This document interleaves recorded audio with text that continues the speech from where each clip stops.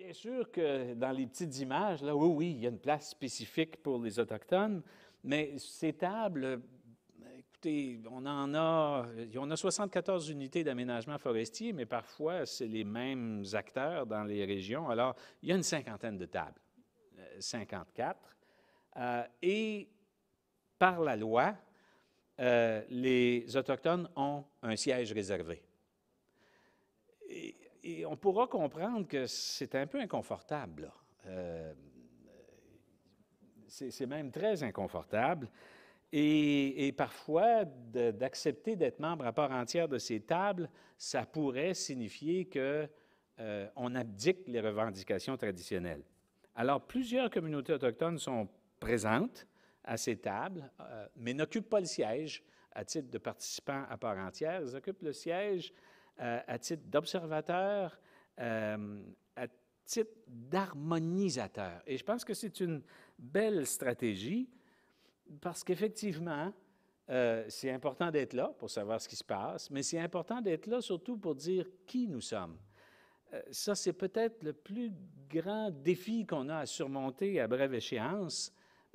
C'est celui d'aller au-delà des préjugés, d'aller au-delà des oui-dire, d'aller au-delà des racontars qui font qu'on s'imagine l'autre.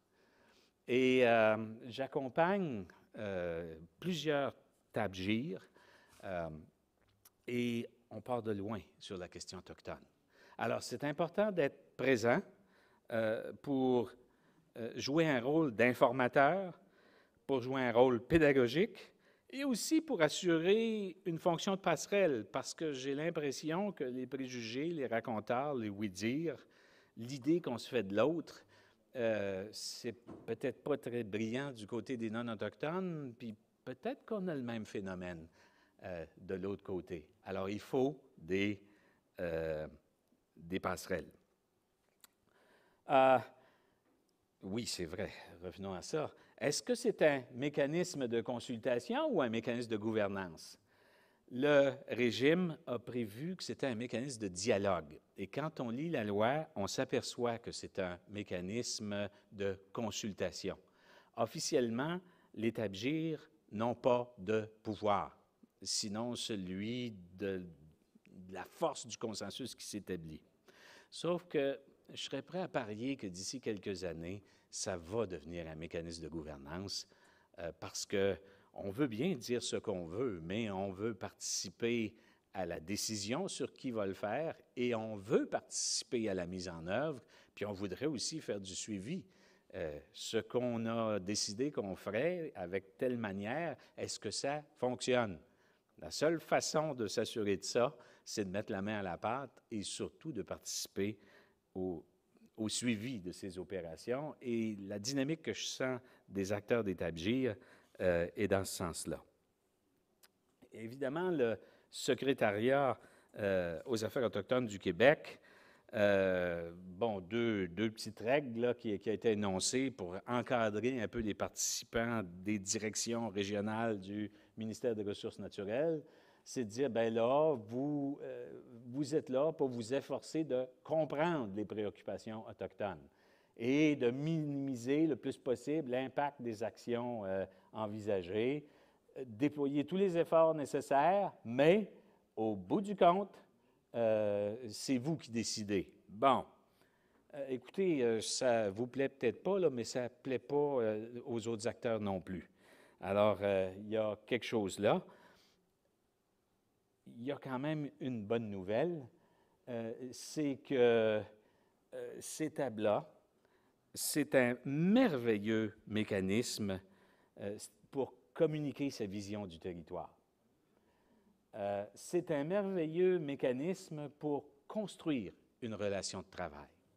C'est un merveilleux mécanisme pour s'engager à comprendre l'autre. Et ultimement, quand toute cette chimie-là opère, il y a des décisions qui se prennent et qui vont déborder de manière stratégique et opérationnelle. Bien sûr, ce qui se passe dans ces dynamiques-là,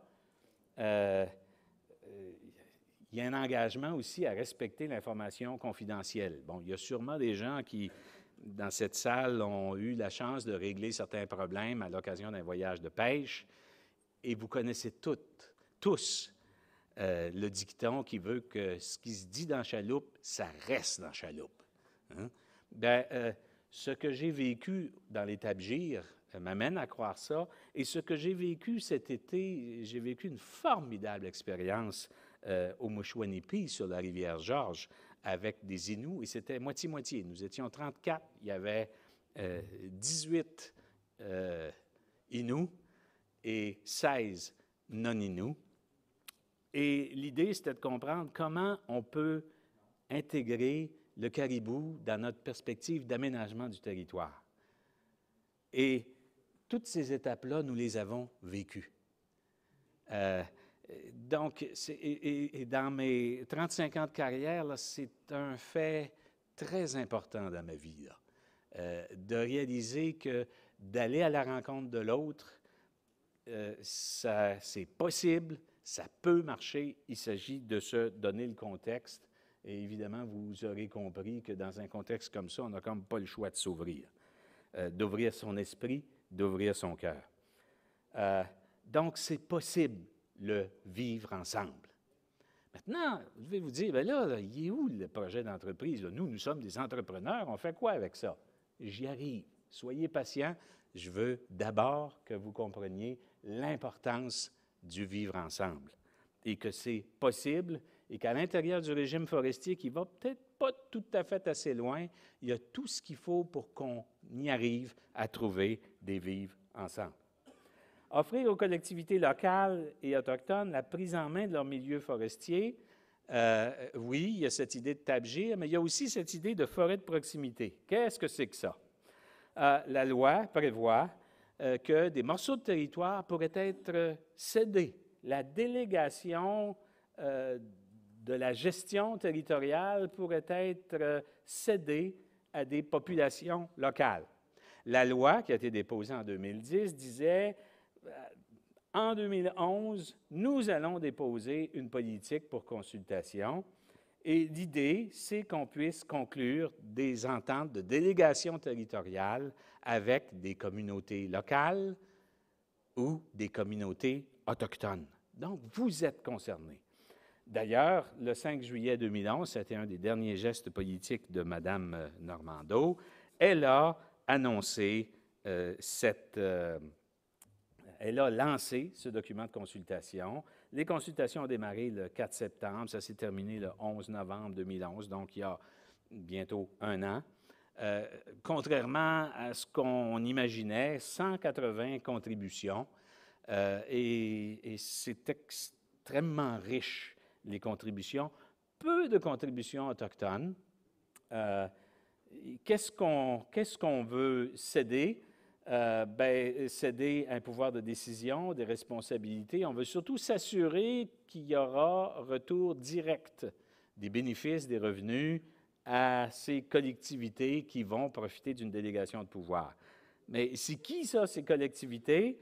Eh bien, les délégataires, ceux vers qui on va déléguer des pouvoirs, il faut nécessairement que ce soit une municipalité, une MRC, un conseil de bande ou un regroupement de ces trois-là. Tous les autres acteurs peuvent être partenaires. Donc, c'est très prometteur. Ça suscite énormément d'attentes. Et je suis convaincu que ça devrait susciter des attentes du côté autochtone.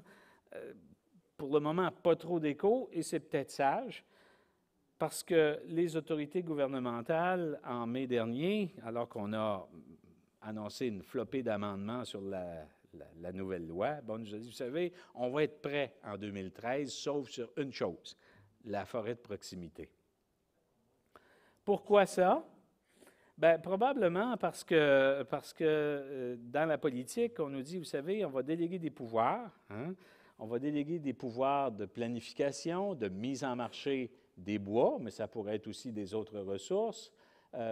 On va déléguer des pouvoirs d'attribution à des tiers de droits spécifiques sur la faune, sur la villégiature, que sais-je. On va déléguer des pouvoirs de suivi et contrôle, Mais tout ça, l'exercice de ces pouvoirs, il faudra que ça s'autofinance.